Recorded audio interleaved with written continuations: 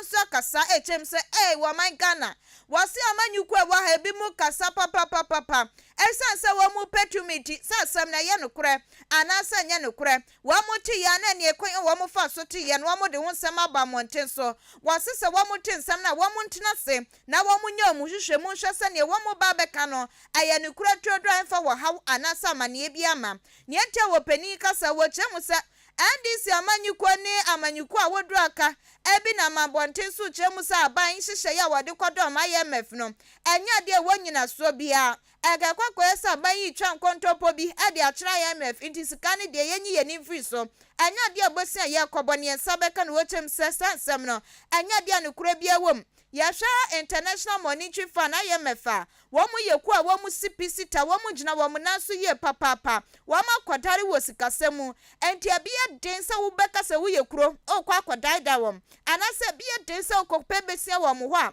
wo beka se wo besia no eni nyina so anti ye diskane ma wasisa hye ni nyina ye den papa panti wo kansi supopi ese ya me IMF wo maba ese wo mo ba bebo mo man ka na timi atumpon empo hye ya wo jo eni nkomotwetwe a ekoso ewo wo montam ni aban ntam no akase nkiti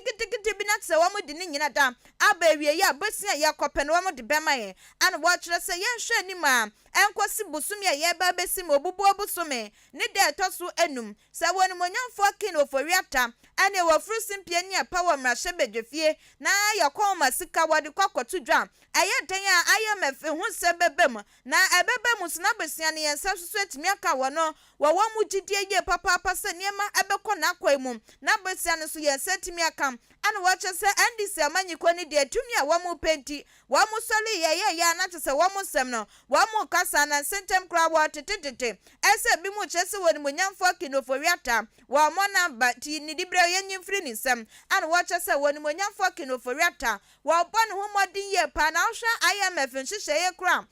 contentem so ekoba sahare so a ni nyina agina wo ni monyamfo kinoforiata so afa IMF mpanifo no wo mu ogidie e wo aban a wo abanwam ani MPP amanyiko no so enchenutia ana wo mu ko mo se wo mu kwa kopem wa no wo mu atutu wo mu niema ntentem busumi a ye kwakosim ya wo mu de besia ne ba bema e hu hihye ye nyina so wadi ebesi wo chese ndc amanyiko no de wo mu koye asi wo mu kwa kopo besia be se busumi ni nsiantem na wo mu nsanka ye ntine eye nibre ni pesaminkuminya ana eye ndc amanyiko no. Fact that people are thinking that the Ministry of Finance have actually given the IMF a wrong data. We need to respect the institution IMF. Due diligence is done by them. They are a credible organization. They will not just sit down and say that the government of Ghana is giving them wrong information. They just take information like that. It is never true that government have provided them with wrong information. In fact, the team came. They were even in Parliament. They met the leadership of Parliament. They met the Finance Committee of Parliament. And I think they met the Public Account Committee of Parliament. So it is never true, and it's never the case that the Ministry of Finance or government have given IMF. People are marveled and people are surprised the rate at which the negotiation is going in terms of speed. IMF have trust in this government and the president of that matter. So it is something that they have speed up. So what I'm trying to say is that at the end of the day, the 2023 budget will be presented, and I am very convinced from where I sit that the negotiation of IMF will be concluded by then and will be incorporated. Abusia ani ayemra shebedwani owotono empeso so wonu kroya wukopiemu ewo yemra de shebedwafi a wodi ne mratesem as a second deputy majority chief whip woni monyamfo Habib Idrisu. Abusia ya tuakasia ne so wa ensemfo from na enkane Penipa na wada monitoring unit ano ewo forestry commission wanu kroya so eba na manyusemu a wodi mu akotin ye papa pase ye tutu niema ama niema konkan niema sipi ewo amanyukuo mu no wodi mu akotin ye papa eba na manyusem so wo mfani agro ye Charles Owusu na wo pani akasa na wacha se wo man Ghana ne ekoso wo man mu no se enye ne ane hyase ana enye wachina enso na ebebe awie ye wose wei a hyase fiti Kwame Nkrumah mo penso a besinem Kwame Nkrumah mo penso ne ye hyase kan ye esen ayi wo man Ghana emu ayeden ene emkane mampani a wono so enya ne baby ko Flight Lieutenant Jerry John Rawlings ono sna pensoni yeka wa mai mu ayeden o mai mu ayeden ma pani dada eye John Ajekum Kufuor penso the same thing ensesanye bia mam wa mai mu ayeden an ye ditwe mu ato labesi ne ye guso ye kase wa mai mu ayeden wo chemu se we anya dia nsakraye bia ba bebem ananya dia nsesanye bia ba bebem sane etie no sa netie enti safin pinu nan ni duro kra ne ye kwakwoto aba adema NDC amanyuko nsane ne ye kire SNPP aban wo mo no homoden watoto niema basahare so wa maniema aka fa wa maniema ye hunyan ne yakwoto aba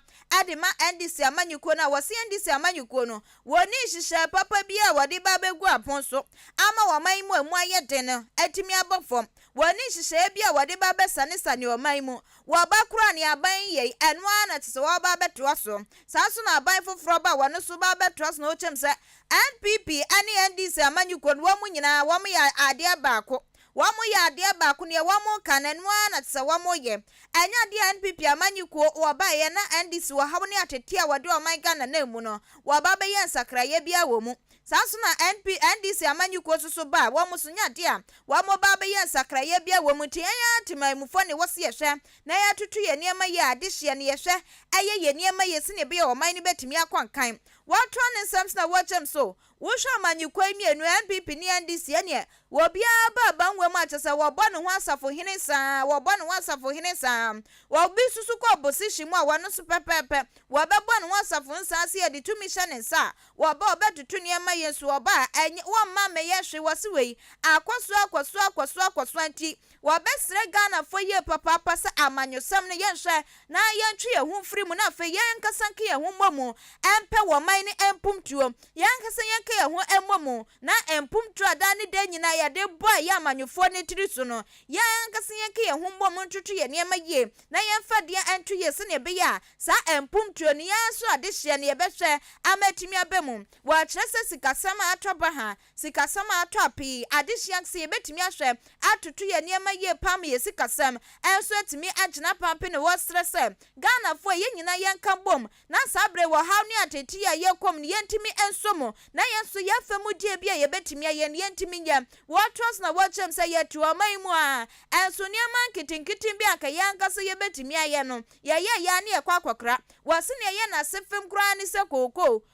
ye dwa wo ye man mu ye wi na tese na ba no wo ma ba betoko wamu toko ya na de wamu de akwa ye chocolate ene wonkro ne ba ne ma bebre tofi nyina aka ho ne ya saso akwa kra ne de aba ehu sika se bubruja wose ne nyina ta ha 20 yen ya timamfo ne ade hia ye wo man mu no yen ka ye humom na yen pri empum tuo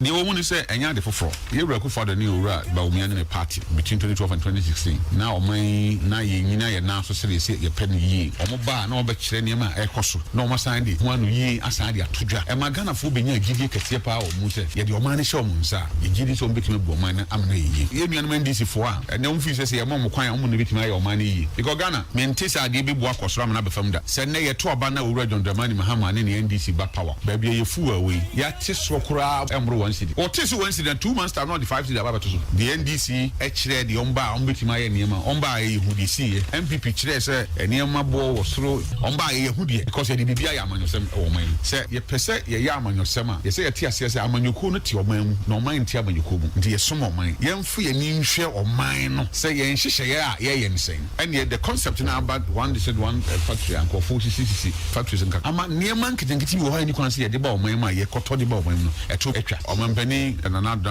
Kufado Ghana for ne to me ashenensa say ye be gia tum say niema nko yimpo no en kwa ye bochi bidin anu kra ye bochi bidin o se mpanifo no kra be gia tum say niema nko ye niema ye den amanyufo no wa mu be gia tum kra no anu kra ye bochi bidin we yala na no mrashe bedwafo makomako edu nwatwe yete wa mu kwaso live to friends and trofo hyiemu ade to omanim se woni monyamfo kinoforiata wa mo number nti aban antwe ne to aso akonwahwe ene ho nsem ayesen bubruja yesesa mrashe bedwafo no kra wo bi disika ana tai wo mechi obi di sika wo metu ko wo mu tonton samon kwankwa ka memom sika se so wo mu chem so obi amom sika o eye ka bi mami ka bi amamu no wo mate ase wo mu kwakan ya yesi hey ade na mu free MPP mu mo aban wa aban we mo aban wotumi na makwakọ friends and trofo hie mu edi nsemi aba betu dwawe ara ye di piaka ye de bobra abusiani aye penimpa wada monitoring unit enkane wanana na wada monitoring unit ano ewo forestry commission wanu kura ye ba na amanyusemu a wodi mu akutin eye papa yera Charles Owusum ya twa ensam no so wa ensam fufro mu so ana James Ebo White wo pani din adodro na nim se ye different no ene uncle Ebo White ene e ba ni sinitwa wadi mu akutin ye papa se ye yi asresem eno so wo bo no wo emodin ye pa na wonu so kasa no wo kire se wo man Ghana wonu watena se wo ye pani na watena se adi nani atofo ma hwene ma hwebeteta kramu nyina da ehun se empanifo a wo mudi wo man Ghana nim no wo bia apiri ni botom wo bia apiri woni na busia sa ye ma obitumi wo man mu sank wonko na wonko tutu niema ye ma de hye ho to wo mo a wakwa ya no wakwa akwadwen wo no ane na busuafo wo wakwa akwadwen ne ebeba ni botom ekoba ni sana tse wotwa de hye ni so agya na ne wo haw ane atete se ye na mu ane ye na mu ensusu ni esbasa ha dwen eye papa ana wo che se wodi na ni tu form ane ache ye papa wo hwe ye mpanifo a wo mudi ye nim ya enya de wo betimi aboa mo my Ghana timi atumpo wo sesa de ne nko ade enya de Nyankopon wodi bidum yen sane ne wo hwe nkronkro a wodra wo mu mpanifo edi wo manim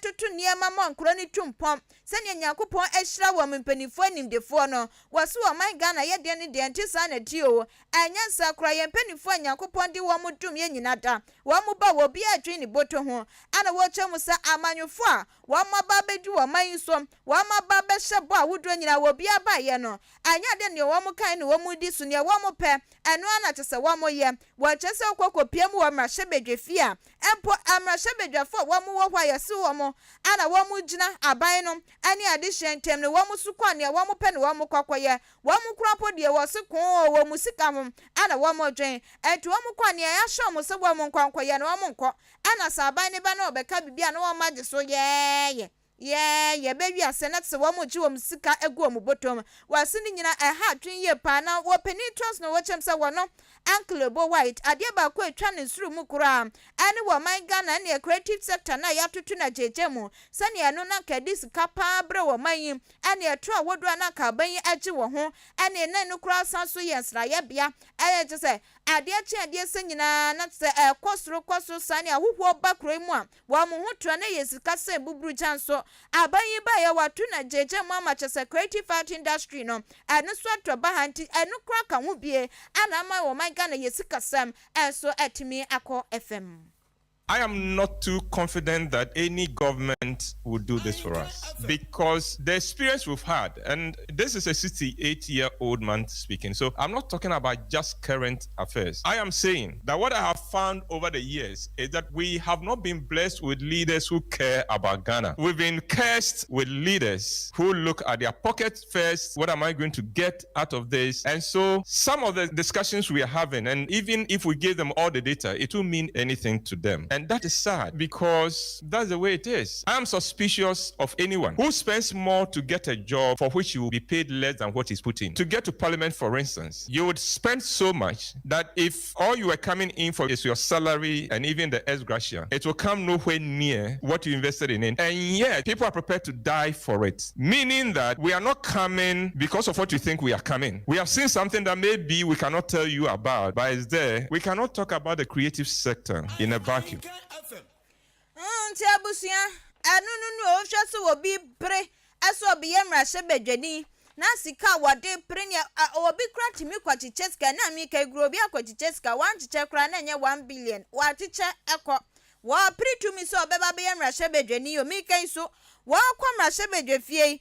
sika yede kwa koma ne se na ketua no enu ne wa sai no so ne obenya won chenchen ni ntino na tse woguso apri kama wa kwa pri mpumtuo wa be kwa na adani futu fram wa kwa pri ni botom ani aye James Ebo White edin adodra na different no ane uncle Ebo White abusia ye gina nklebo white nsemi so na yato aboafo enkra Alhaji Hankuri Enterprise Provisions no waba wokoya wasanso aba aniema ne nya ne maketua wo eba ne provisions ane wupe bia obenye bie ewo Alhaji Hankuri Enterprise eno nti sa aye mo na wope Milo sugar sobotin milk solution tapes and a provisions say their doors papa ne wupe bia no Alhaji Hankuri Enterprise bra na ebeje wodie edisuafo na mo wanto aso suku no wase wa pama mo enti mumra na mo meje mo de bona homa mu 0245 447138 0245 447138 Alhaji Hankuri Enterprise ewa achim oda wawa Opportunity Bank no any South Brimwell Bank wo mu finfini pe ana tese wo boy juma den baby a coat store ne wo ne hwa ana Alhaji Hankuri Enterprise ewo Afei Jubilee Hospital esi wa pomudin hu hia ye papa panti wo wa mo pomudin hu hia enu nti na waba ese ayarehwe ne ayaresade esi na ne stress papa wodi mu akotenti Jubilee Hospital ewo outpatient service no a doctor for ewo ho ne mu ni nyina de bia obekobia tem bia obekobia wo mote ho won beji wa tu eba na wa pomudin sensem so won beji bre ene wa twetwe ho komo inpatient services so wo ho e bia pese okohu doctor ni ewo kokoamu a eno so betimi akono akwakohu no saso ana laboratory ewo ho labs ahodo ni nyina da wo ye bi ewo ho so pese ohu mojakuo ni nyina no Jubilee Hospital betwa wo atum wa pharmacy so wo ho akwakwaja ayarehwe wie na eba ne wonura wo benya nnuro ni nyina bi ewo Jubilee Hospital antenatal care ema ya ma minimum painful wan besha akora nyinsa ne kama our postnatal care no so no wa wie no akola na didie mu ni nyimo wo bekọ weyi ni nyina da wan betena sna ne wa ma chereche kama sane be akola no wo benyin from wasanso ewo theater ne surgery ni operations ahodo ni nyina wo ye bi ewo Jubilee Hospital maternity ewo ho ne yi midwives a wo mo ho ma ne mema na wo mo je awo ne enya sem ketu o ya titi wo mo nyamesuro kwan so nti wo kwa wo ye push ni nyina na wo msade mpai bota wechi ubenwa ne se wawo afa wo ba kama wo mpe we na wo peden ultrasound and ECG scan enso so wo ho nti wo fa furu a wo kwa ya na wakwa kotwa wo scan na fe ya hwe akola ne se wodaye wonna ye wo ye bema wo ba entafo entasane nyina no Jubilee Hospital betwa kama obi wo ho a wo kotwa scan wie ya na wa sha se atoto ma ne ma bedu obekwa akoye wo beba no ye bema o si hey ma check Jubilee Hospital entesa wakache so your ba wo ye bema susu a wo ye bema afei yenyam so wo mo wodwunso mu yade ni nyina da Jubilee Hospital so wo ba scan no wo betwa bi kama counseling unit enso so wo doctor for ebetnas na ne fa wo pomudin wo bia no wo metimi akyerɛkyerɛ eye clinic enso wo Jubilee Hospital wo mo ehwe ani yade ahodo ni nyina afei diabetes and hypertension clinic enso so wo efiada no pa bia no a doctor for tnas na ne wo mo de kyerɛkyerɛ mapa etimi ahyehyɛ so na Jubilee Hospital ewo canteen so a anuane bia wo pa bia wo benya bi ewo ho insurance card ahodo no so no wagini nyina de ye adwuma se wo de ne ye national health insurance and as a private health insurance fa ko Jubilee Hospital na ekwakwaje wa yarehwe ene wa yaresa Jubilee Hospital ewo achim wadabo abo kwantempo na eso Amantra Bridge ni so na wo wo bo adwuma frɛ 0244 575799 0244 575799 sa wubu bia menso metibe o eye bebu dwumedie ekoso ewo Ahenkan